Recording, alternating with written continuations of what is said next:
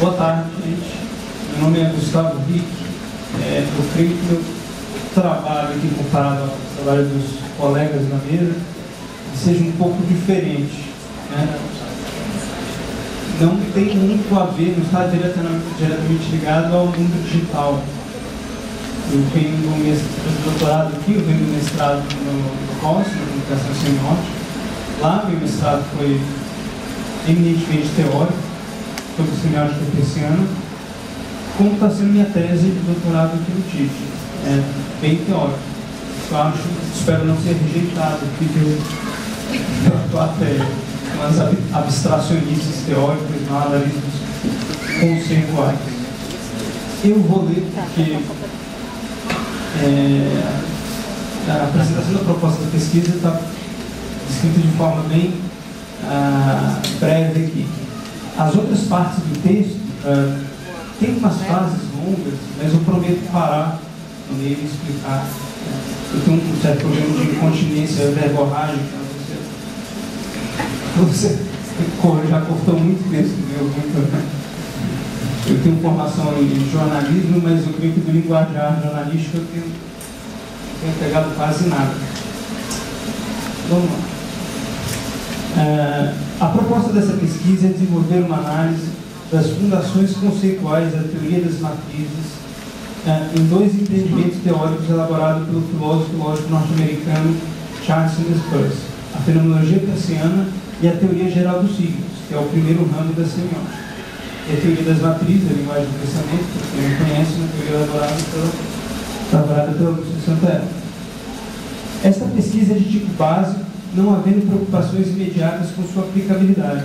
Seu objeto de estudo é de natureza conceitual, embora não se possa negar que a eficácia de uma teoria encontra-se nos possíveis efeitos sensíveis que ela possa, porventura, provocar. Essa pesquisa é eminentemente teórica, portanto. Sabe-se do valor que conceitos bem ajustados e operacionalizáveis desempenham para futuras aplicações. Esse é o escopo dessa pesquisa. A tarefa analítica está voltada para as fundações da teoria das matrizes e se dividirá em duas grandes frentes de trabalho. Embora possam ser apresentadas de modo separado, serão desenvolvidas paralelamente ao longo da pesquisa. A primeira delas consiste numa análise do argumento que sustenta a tese central da teoria em questão. E a segunda frente consiste num estudo comparativo entre a estrutura lógica desenhada pelos conceitos da fenomenologia e a teoria geral dos signos e a estrutura lógica desenhada pela teoria das matrizes. Na obra na qual foi apresentada a teoria das matrizes, a semioticista Lúcia Santaella faz um duplo movimento argumentativo com relação à natureza das linguagens. Ao mesmo tempo que reconhece a impossibilidade de se considerar uma linguagem como um sistema puro de signos, a semioticista admite a possibilidade de se entrever, por trás da natureza necessariamente híbrida das linguagens, três matrizes, a partir das quais são combinados aspectos elementares provenientes de uma matriz, ou mais que uma, de maneira a gerar qualquer linguagem. Na obra, esta possibilidade não foi admitida com base apenas em sugestões intuitivas do funcionamento de linguagens específicas, em uma classificação exaustiva das linguagens existentes. E também não foi postulada em modos já tradicionais da filosofia, como um argumento precedental. Eu já explico um argumento precedental. Ao invés disso, a possibilidade de se explicar o conjunto diversificado das linguagens, em função de três matrizes, nasce da formulação de uma hipótese. Esta hipótese é: há uma semelhança entre a lógica delineada tanto nas categorias fenomenológicas como nas classes sígnicas apresentadas por Peirce e a lógica delineada por qualquer linguagem humana.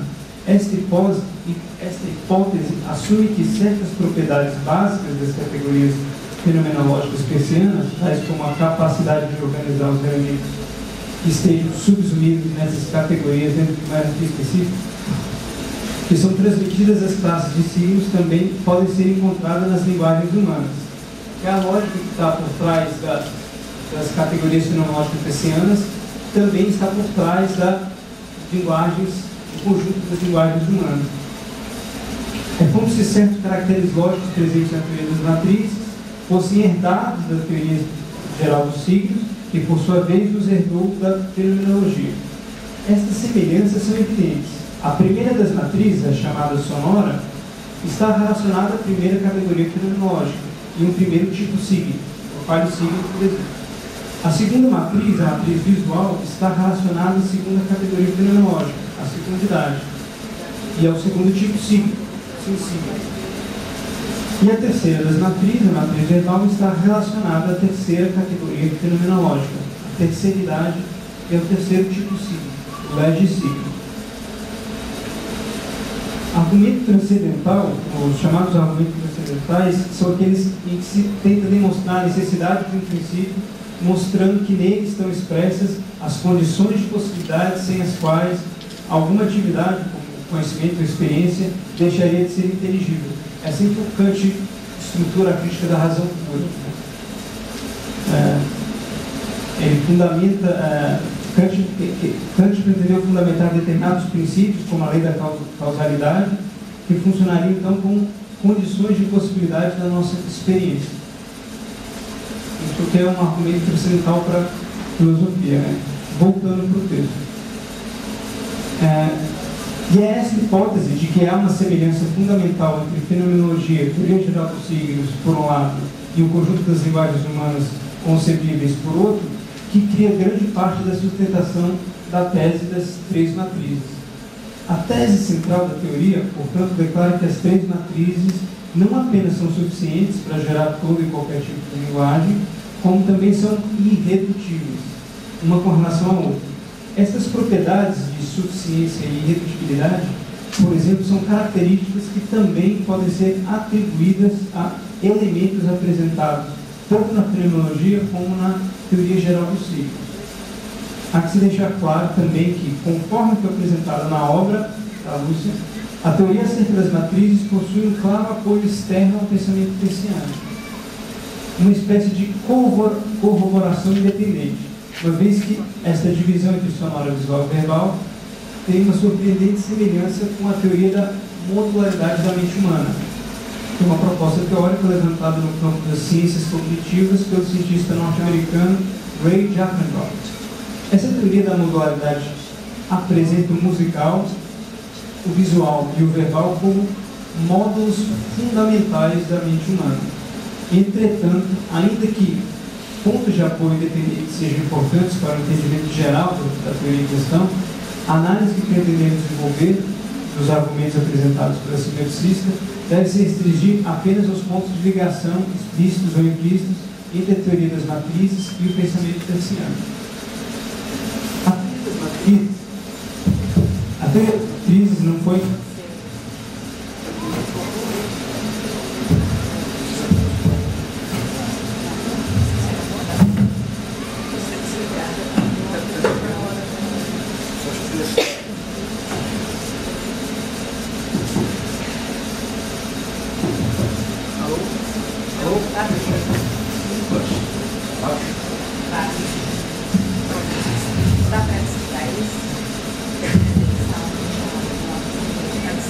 Vocês conseguem me ouvir?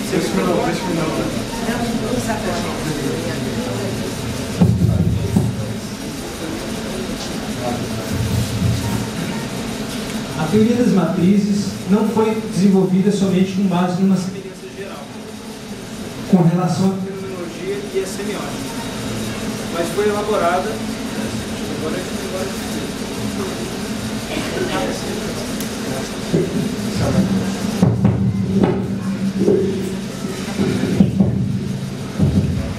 A teoria das matrizes não foi desenvolvida somente com base numa semelhança geral com relação à fenomenologia e à semiótica, mas foi elaborada também com base em diferenças específicas. Antes mesmo de tratarmos das especificidades e especificidades da teoria das matrizes, apontemos para o fato de que, apesar de possuírem estruturas familiares, há diferenças muito claras entre a teoria geral dos ciclos e a fenomenologia, o que é, inclusive, refletido nas terminologias técnicas distintas desses dois campos teóricos. Por exemplo, a relação de dependência que dentro do domínio da fenomenologia é encontrada entre a terceira e segunda categoria e também é encontrada entre a segunda e a primeira categoria, reaparece dentro do domínio da teoria geral dos signos, na relação de dependência entre o legissigno e o sinsigno, e também na relação de dependência entre o sinsigno e o qualissigno. Porém, essas relações abstratas ganham contornos específicos em cada um desses domínios. Na teoria geral dos signos, primeiro ramo da semiótica persiana, a relação de dependência entre legissigno e sinsigno é denominada por relação de distanciação, que pode ser considerado um tipo de dependência. E a dependência entre sinsigno e qualissigno é chamada de relação de envolvimento, outro tipo, portanto. Tendo estas distinções em vista, uma das hipóteses com a qual trabalharemos nessa pesquisa é de que deve haver, no âmbito da teoria das matrizes, diferenças específicas, ainda que haja uma semelhança geral com relação às suas fontes persianas. Consideramos por hipótese que tais diferenças específicas são devidas não só a diferenças no escopo de cada uma dessas teorias, ou dessa quase ciência, no caso da fenomenologia, mas, sobretudo, a diferença nos domínios. Detalhemos, então, essa questão referente à distinção entre escopo e domínio de cada um desses empreendimentos teóricos.